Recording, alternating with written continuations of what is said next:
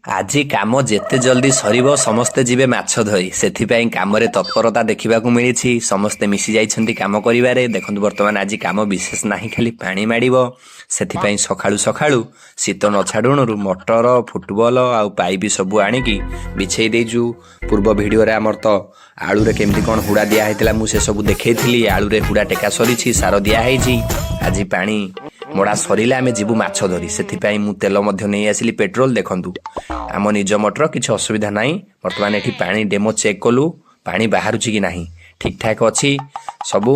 ତାପରେ ବର୍ତ୍ତମାନ ଆମେ ଫିଟିଂ କରିକି ବର୍ତ୍ତମାନ ପ୍ରଥମେ ଜହ୍ନିରେ ଏବଂ ଜହ୍ନି ସରିବା ପରେ ପିଆଜରେ, ତାପରେ ଆଳୁରେ ଏମିତି ସବୁ ମଡ଼େଇ ଦେଲୁ ପାଣି। ପାଣି ଯେତେ ଜଲ୍ଦି ସରିବ ସେତେ ଜଲ୍ଦି ତାପରେ ଆମେ ମାଛ ଧରି ଯିବୁ। ସେଥିପାଇଁ ସମସ୍ତେ ଲାଗିଯାଇଛନ୍ତି ବର୍ତ୍ତମାନ। ଦେଖନ୍ତୁ ଏମିତି ସବୁ ପାଣି ମାଡ଼ୁଛି ଆଳୁରେ। ମାଛ ଧରିବାଟା ଯେଉଁ ମଜା ଖାଇବାରେ ନଥାଏ, ସେଥିପାଇଁ ସମସ୍ତେ ଖୁସି ଅଛନ୍ତି ଯେ ମାଛ ଧରିବୁ, ମଜା କରିବୁ। ଦେଖନ୍ତୁ ବର୍ତ୍ତମାନ ପିଆଜରେ ମାଡ଼ିଲା।